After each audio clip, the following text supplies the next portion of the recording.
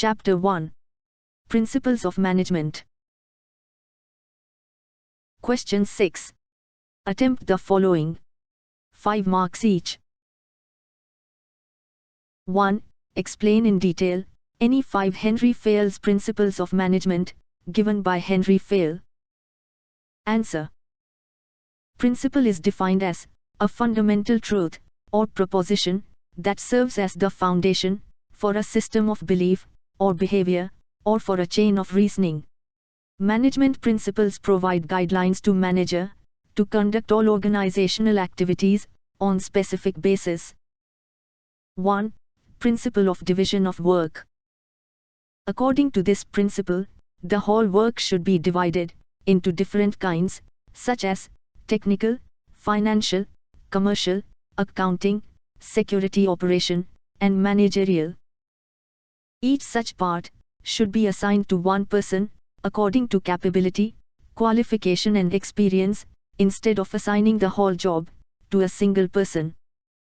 It results in improvement in quality, increase in quantity, and reduction in costs. When a person performs a small part of a job again and again, he becomes specialized, and hence, division of work leads to specialization. 2. Principle of authority and responsibility. Authority means power or right to take decisions. It is necessary to get the things done from subordinates. Responsibility means obligation or duty to complete the job on time. Authority always comes with the responsibility. If the manager is given the authority to complete a task within a given time, he should be held responsible if the task is not completed in the given time. According to this principle, there must be balance or parity between the authority and responsibility. If authority is more than responsibility, then a manager may misuse it. And if responsibility is more than authority, then he may feel frustrated. 3. Principle of unity of command. According to this principle, every employee should receive orders and instructions from one's superior, and he should be responsible and accountable to him only. If he receives orders from more than one superior, he will not be able to understand whose orders should be executed first. Again, he gets chance to give excuses by saying that he was busy in executing the orders of the other boss. For this, organizational hierarchy should be well defined. Each employee should know his immediate superior, and should receive orders from him only. Here, students should draw the diagram, as given in the e-notes.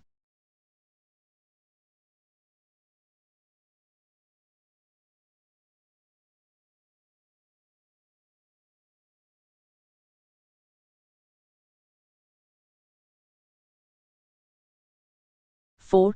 Principle of scalar chain. Scalar chain means the hierarchy of authority, from the top level to the lower level, for the purpose of communication. This helps to ensure orderly flow of information. Orders, instructions, messages, explanations, etc., must be communicated through a definite scalar chain. For example, a general manager informs the decision to a respective functional manager, then functional manager will pass it to supervisor, the supervisor will inform it to foreman, and so on. Every information must pass through every key of the chain, without skipping any one key in between. If this chain is broken, then there will be communication gap in the organization. Sometimes, following scalar chain becomes a lengthy process. For avoiding this longer chain, and to take speedy decisions, Fayol permits a shortcut in the chain, which is called gangplank. Gangplank permits direct communication between the employees working at the same level of authority, without following the scalar chain. Here, students should draw a diagram, as given in the e-notes. In the alongside diagram, the communication between D and G should flow through proper hierarchy. However, in case of emergency, there will be direct communication, which is termed as gangplank. 5. Principle of esprit de corps. Esprit de corps means union is strength. It indicates spirit of cooperation. The spirit of cooperation among employees will develop a team spirit to take up and complete a work. If all employees are working as a union and with mutual trust, the difficulties can be solved quickly. Henry Fayol stressed that every employee in the organization must consider himself as a part of the team and try to achieve the team goal. For this, managers should create a spirit of teamwork and understanding among employees. 2. Describe different techniques of scientific management. Answer. 1. Work study. Work study consists of organized, systematic, and critical assessment of the various activities or functions. Before assigning the work to the subordinates, proper work study should be done by the management. For this, following techniques can be used. A. Time study. This technique is based on the study of an average worker having reasonable skill and ability. Average worker is selected and assigned the job, and then with the help of a stopwatch, standard time is ascertained for performing that particular job. B. Method study. A manager has to identify the best cost-effective method to be adopted to complete the task. It helps in determining the best method for handling the raw materials, transportation, inspection, storage, etc., and reducing the wastage of time and resources for achieving the predefined objectives. C. Motion study. In this study, movement of an employee, as well as of machine, while completing a particular task, is closely observed. By undertaking motion study, an attempt is made to know whether some elements of a job can be eliminated, combined, or their sequence can be changed to achieve necessary rhythm. D. Fatigue study. Physical and mental stress arising out of long working hours, target pressure, heavy working tools, and poor working conditions lead to fatigue. Fatigue study enables a manager to take steps to reduce the level of fatigue and to improve the operational efficiency of the employees. 2. Standardization of tools and equipments. Taylor advocated that tools and equipments, as well as working environment, should be standardized to achieve standard output from workers. Standardization leads to manufacture of identical parts and components. It also helps to reduce spoilage and wastage of material, cost of production, and fatigue among the workers. This improves quality of work. 3. Scientific task setting. Taylor emphasized on fixing a fair day's work, that is, the quantity of work which an average worker can perform under ideal standardized conditions in one day. This is necessary to prevent the employees from doing work much below their capacity and to complete the task according to the standards given. Thus, management can keep proper control on optimum utilization of manpower. 4. Scientific selection and training. There should be scientifically designed procedure for the selection of workers, that is, physical, mental, and other requirements should be specified for each and every job. This helps the management to select right persons for the right jobs and avoid the appointment of misfits. After selection, management should provide proper training to the employees to increase their efficiency. 5. Functional organization. In this technique, planning is done by different people, and actual work is supervised by different people, that is, planning is separated from implementation. Thus, every worker will be supervised by two different sets of supervisors. Taylor recommended total 8 foremen at planning and implementation level.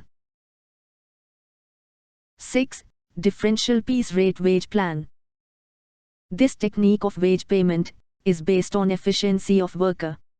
The efficient workers are paid more wages than inefficient one.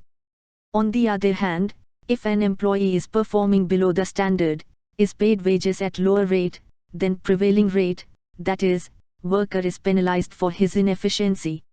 This system is a source of incentive to workers for improving their efficiency in order to get more wages.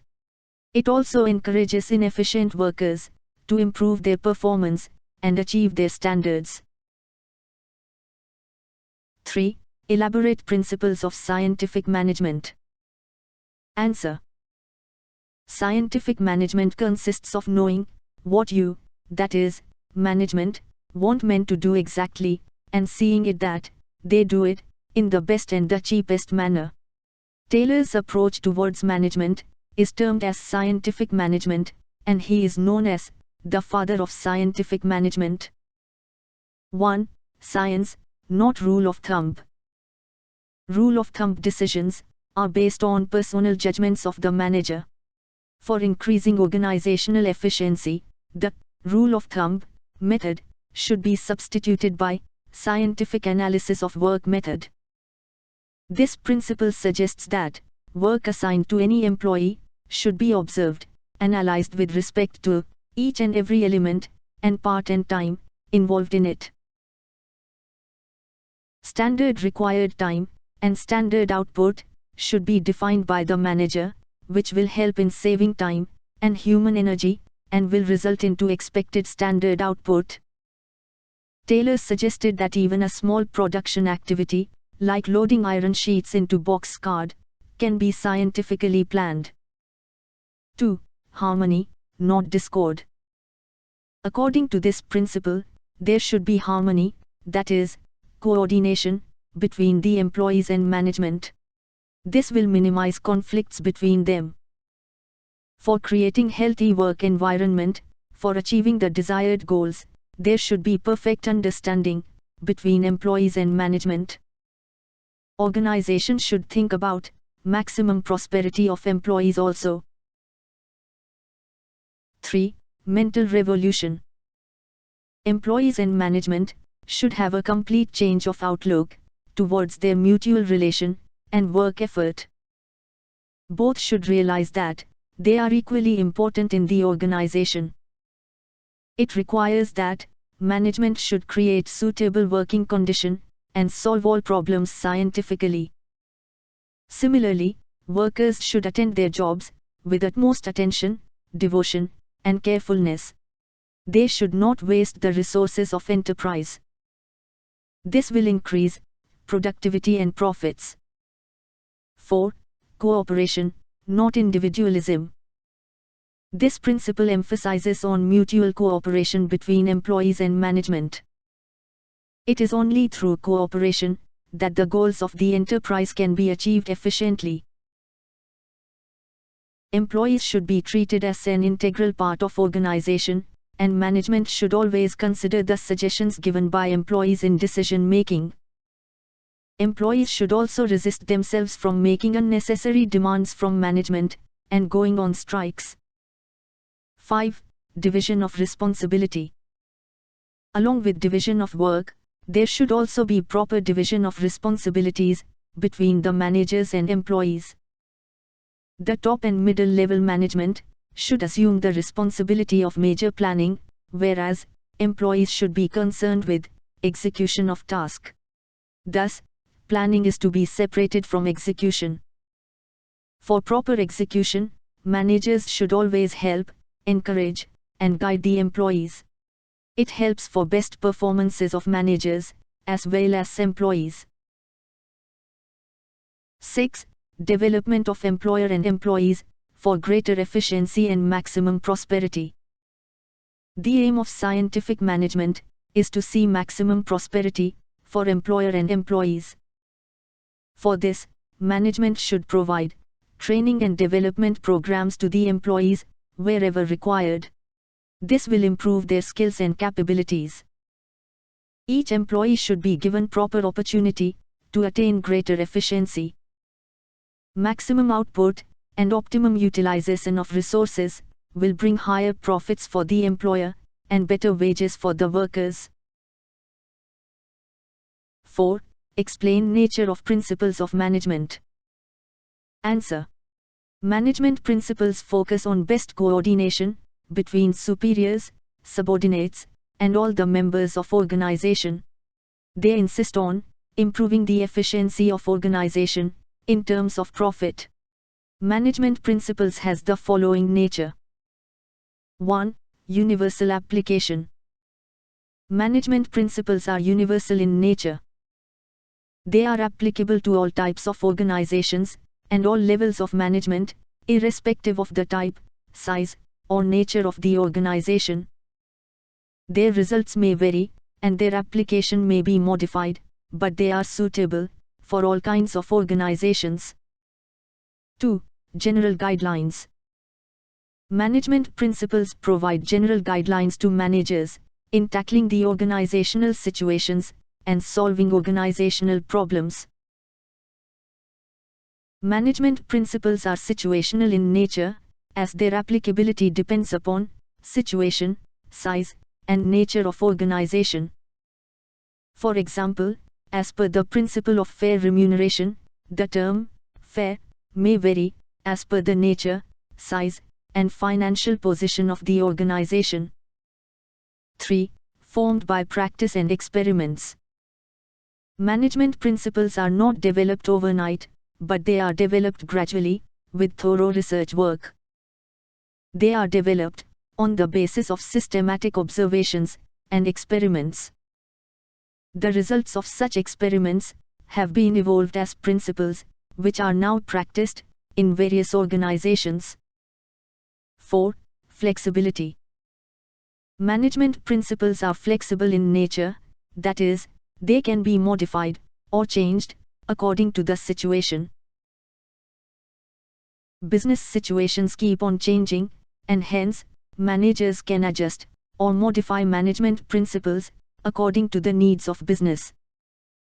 For instance, a manager may not delegate authority to subordinates if subordinates have no knowledge of a certain type of work. In such a situation, the manager must first train the subordinates and then delegate the authority. 5. All principles are of equal importance. There are various principles of management, and all are equally important. To get a better result, all the principles are to be followed simultaneously.